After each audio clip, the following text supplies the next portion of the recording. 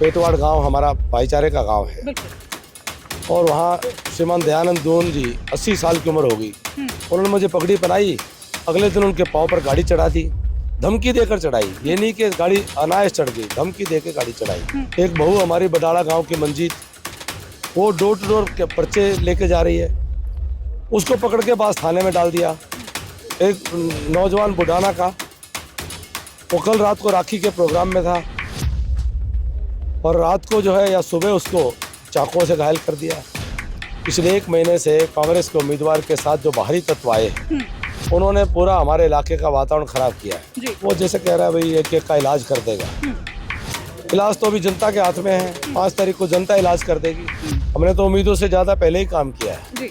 उम्मीदों से ज़्यादा काम करने की तो मेरी आदत है, चिंता मत करो। जी जी जी। नमस्कार, मैं हूं अंकिता सिंह और आप देख रहे हैं सिटी वेक न्यूज़। भाई इस वक्त नारनौंद हलके के अंदर आपको लेकर के आई हूं, जहां पर चुनाव प्रचार के कुछ आखिरी घंटे यहां पर फिलहाल चल रहे हैं। और कैप्टन अभिमन्यु आप देखेंगे कि भगलाना गांव के अंदर पहुंचे हैं लोगों से मिलने के लिए, बातचीत करने के लिए।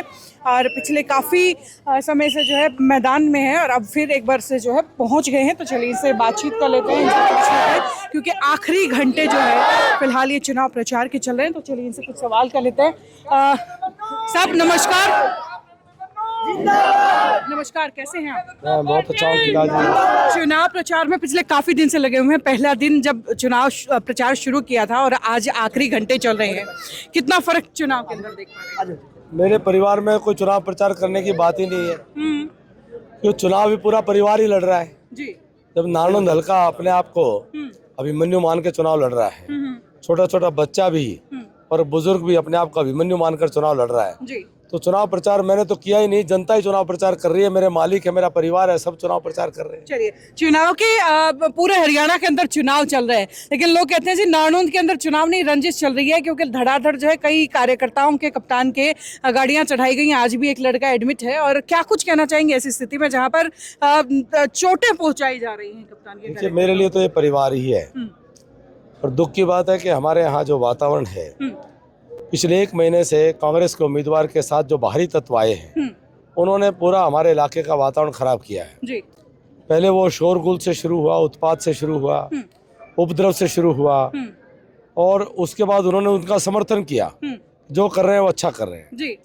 गाली गलौज दी गई, उसका भी उन्होंने कहा निजी राय है, उसमें भी कोई उनकी टिप्पणी नहीं हुई। ठीक है। फिर उसके बाद में उन्होंने खुद लोगों को गलत रास्ते पर चलने के लिए प्रेरित किया। एक आदमी 5 वोट डाले, यानी कि कानून तोड़ो, संविधान तोड़ो। ठीक है। तो उनकी पूरी जो चरित्र है वो सामने आ गया कि वो कानून को नहीं मानते, संविधान को नहीं मानते और सामाजिक मर्यादाओं को भी नहीं मानते। आज इलाज बांधने की भी बात की जा रही है, वीडियो वायरल हो रही है। और उसके बाद में हमारे यहाँ पे पेटवाड़ गांव हमारा भाईचारे का गांव है और वहाँ श्रीमान दयानंद दून जी 80 साल की उम्र होगी। उन्होंने मुझे पगड़ी पहनाई, अगले दिन उनके पाँव पर गाड़ी चढ़ा दी, धमकी देकर चढ़ाई। ये नहीं कि गाड़ी अनायास चढ़ गई, धमकी देकर गाड़ी चढ़ाई। उनको अस्पताल में एडमिट होना पड़ा। कल मिलकर आया। एक बहू हमारी बडाड़ा गांव की मंजीत, वो डोर टू डोर के पर्चे लेके जा रही है, उसको पकड़ के बास थाने में डाल दिया। तो बास थाने में बहू बेटियों को बास थाने में ले जा रहे हैं। और एक नौजवान बुढ़ाना का, वो कल रात को राखी के प्रोग्राम में था और रात को जो है या सुबह उसको चाकुओं से घायल कर दिया।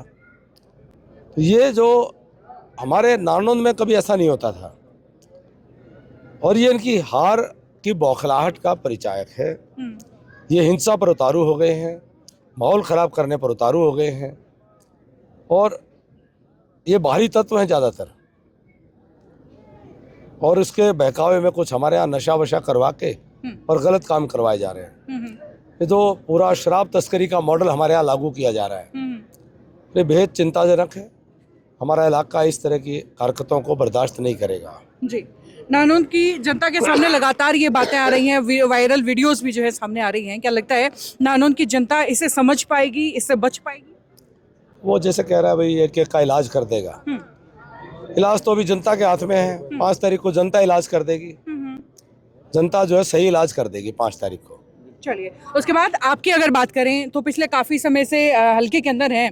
शुरुआत में जब शुरू हुए थे तो थोड़े से शायद नारनौल के लोग नाराज़ थे, लेकिन अब हर कोई आपके पीछे खड़ा हुआ आज नज़र आ रहा है। तो उम्मीदें भी लोगों की बहुत ज़्यादा बढ़ गई हैं। कप्तान से पहले जितनी उम्मीदें हुआ करती थी उससे 10 गुना पिछले 20 दिन में मैंने बढ़ती हुई देखी हैं। तो उन बढ़ी हुई उम्मीदों पर कैसे खरे उतर पाएंगे? हमने तो उम्मीदों से ज़्यादा पहले ही काम किया है। जी उम्मीदों से ज़्यादा काम करने की तो मेरी आदत है, चिंता मत करो। जी जी जी। आखिरी सवाल पूछना चाहूंगी, जिस तरीके से कैप्टन अभिमन्यु के का फेम तो है ही नारनौल के अंदर, लेकिन एक कमाल की चीज देखी कि सात्विक सिंधु का फेम जो है कहीं ना कहीं ज्यादा उनसे होता जा रहा है और लगातार नारनौल के लोगों का प्यार सात्विक को मिलता जा रहा है। तो क्या लगता है कि आने वाले समय में सात्विक को बड़ा नेता देख लिया जाए नारनौल के अंदर? मेरे लिए नारनौल मेरा परिवार है, उसी परिवार का एक सदस्य सात्विक भी है जी। और वो अपना उस परिवार के सदस्य के नाते ही है। जैसे ये मेरे बेटे हैं, जी।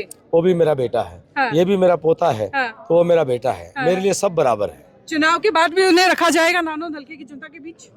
ये उनकी मर्जी चलिए और मेरे परिवार की मर्जी। चलिए, बहुत बहुत शुक्रिया आपका बात करने के लिए। तो भाई ये तस्वीरें आपको भकलाना गांव से हम दिखा रहे थे, जहां भकलाना गांव के लोग कैप्टन अभिमन्यु का स्वागत कर उन्हें जो है चुनाव के अंदर मजबूती देने की कोशिश यहाँ पर कर रहे हैं।